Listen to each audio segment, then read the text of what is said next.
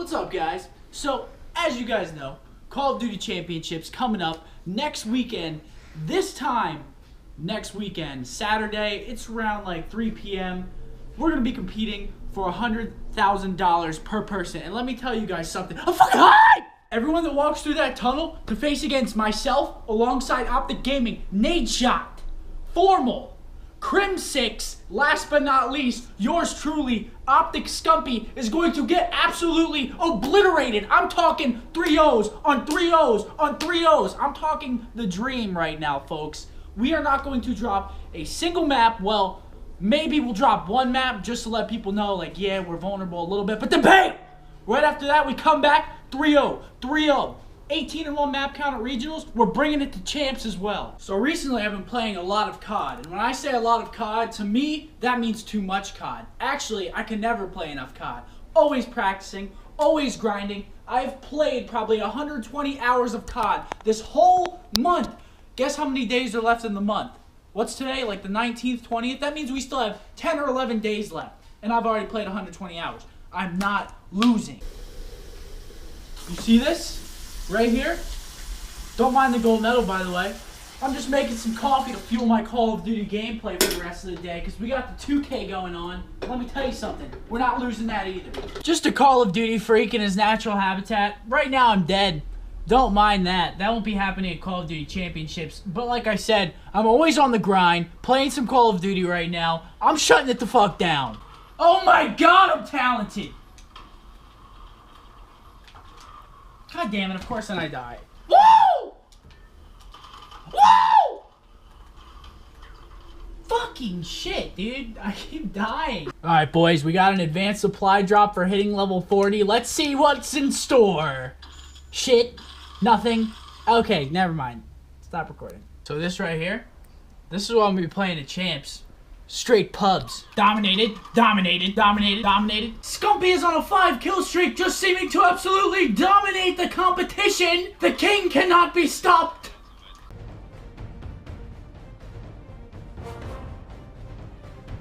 All right, and we are back.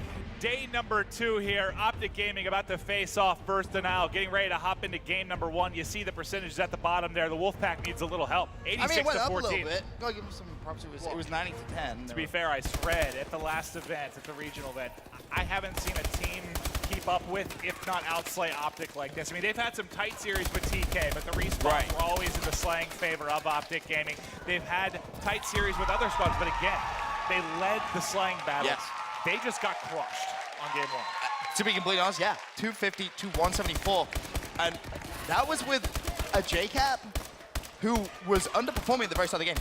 To his credit, he stepped up massively in the second rotation. He finished only 5 negative at 25 and 30. All right, welcome back. Maven here, joined by Benson.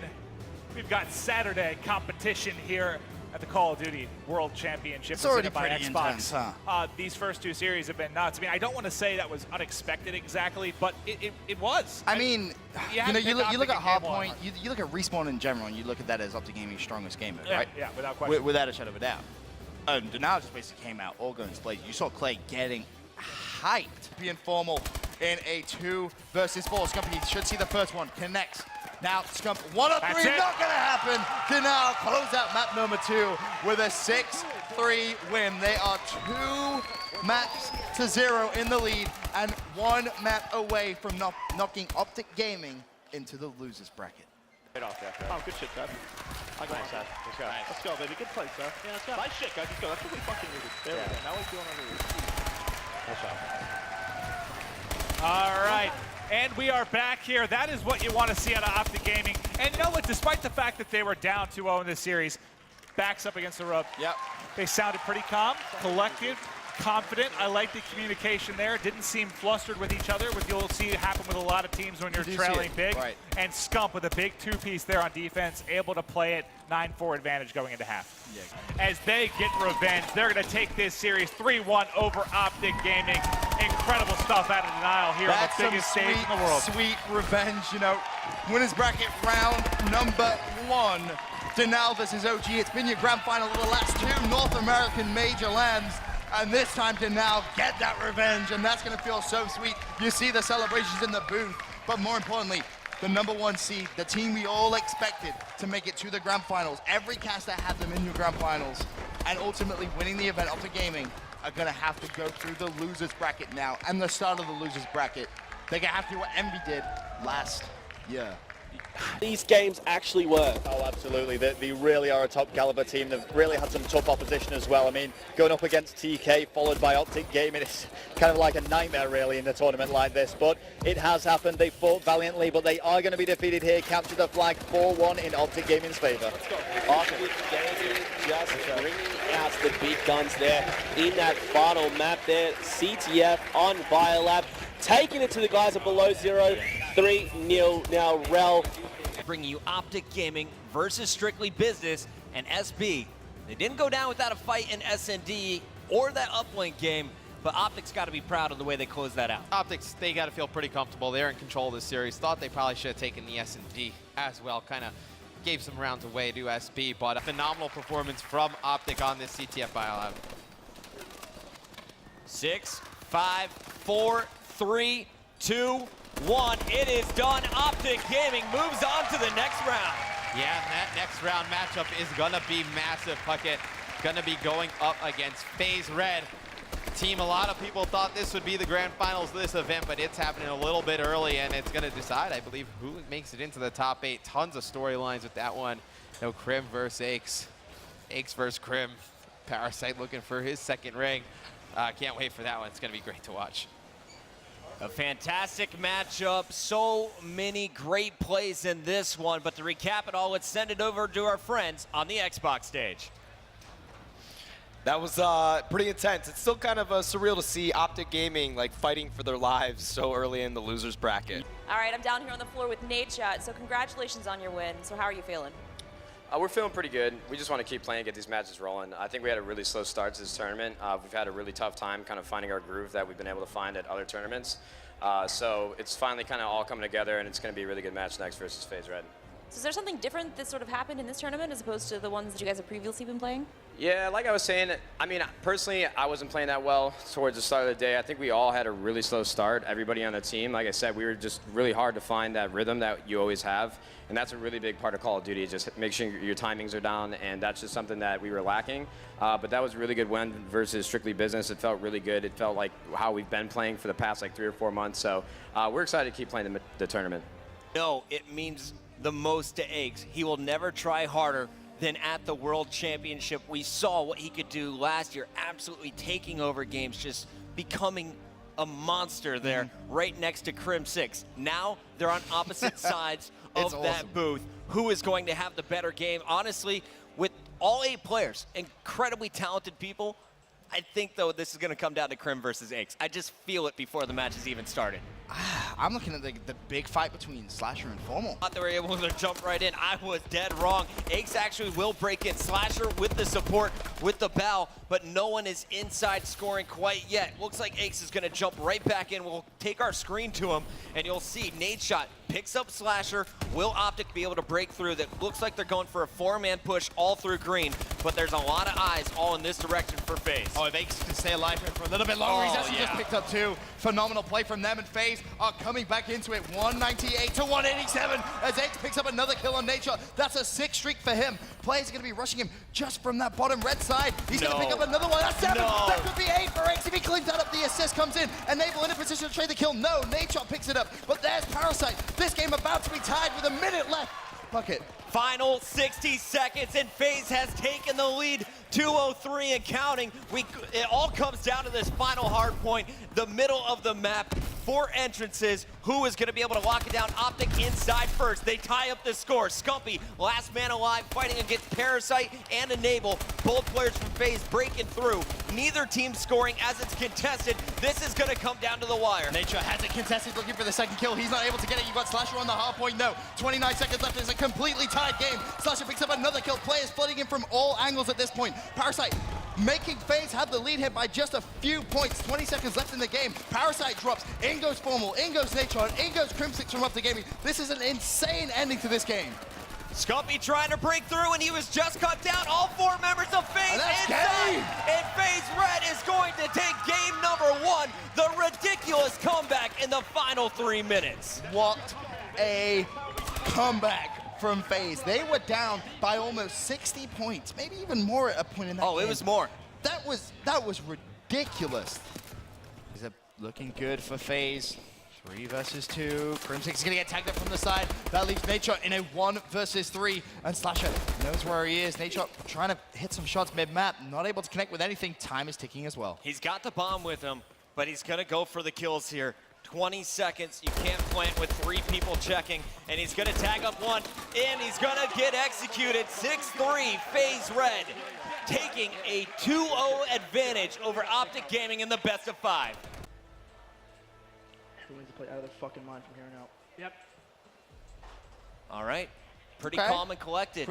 Pretty calm. That's what you want to hear. You know, you don't want to hear them panicking.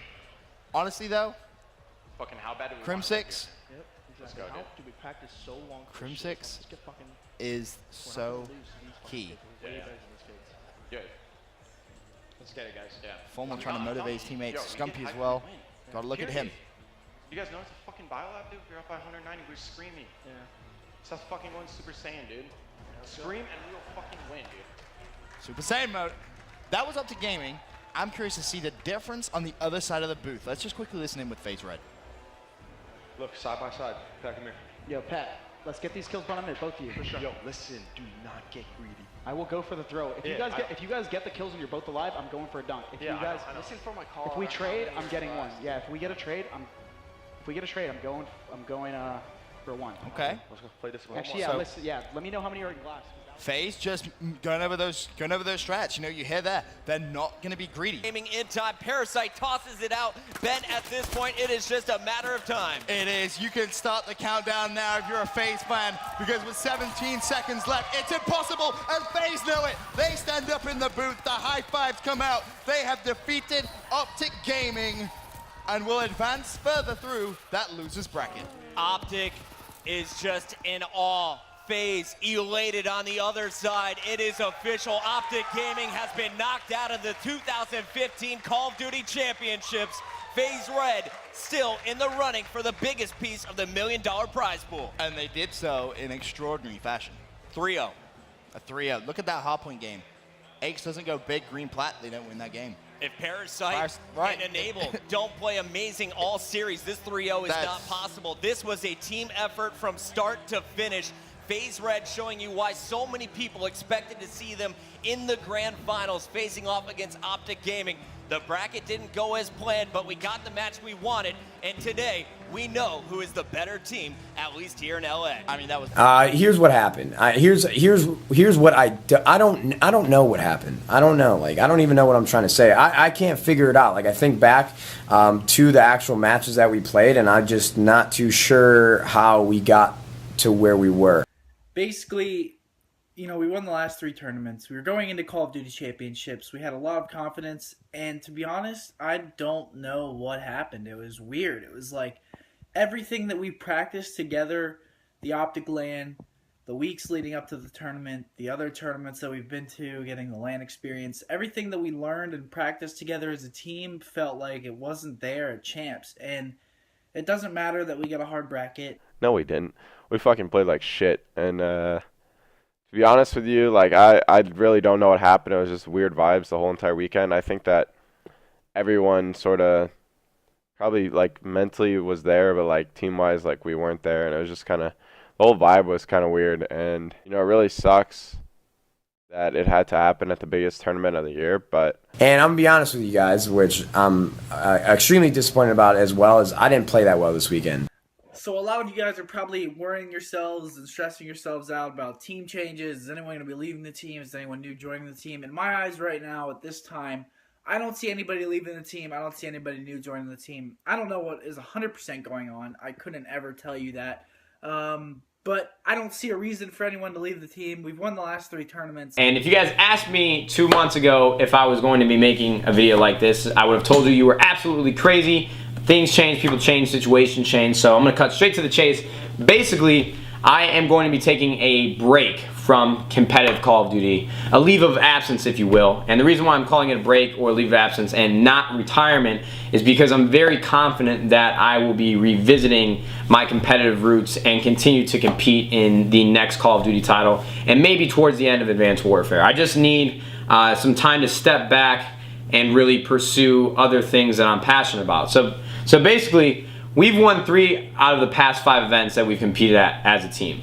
And I'm very capable and very confident in the fact that I think we can still win with me as the captain and me on the team. But I felt like, in a sense, I was somewhat holding my team back. And Hector was generous enough to give me a stake in the company and make me a co-owner, in a sense. So I've kind of looked at it as a managerial standpoint and decided that if we were to pursue another player who has more drive to win and maybe a little bit even more talented, that they will have a very good chance of not even ever losing an event. And since I am kind of a co-owner in Optic Gaming, like, that's very important to me. I want to see this team be successful, and I felt like my passion to win just wasn't high enough to continue to compete at this level. And so, to give you guys kind of a mindset of what's been going through my head, I just felt like I was playing to not lose. I wasn't really playing to win, so that I wouldn't have to hear about losing, the repercussions of it on Twitter and on my YouTube channel the week after. I felt like, I mean, I have really thick skin. I deal with criticism pretty well because I've been dealing with it for a very long time. But I'm gonna be honest with you guys, I'm sort of tired of being the scapegoat of the team.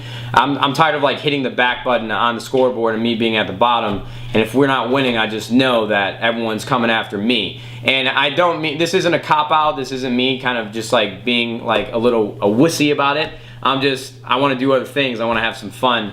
And I felt like my attitude and drive to win is kind of holding back the team. So, a lot of you guys are probably shocked. A lot of you guys are probably really surprised of this announcement. Well, I'm taking over as the new captain of Optic Gaming's competitive team.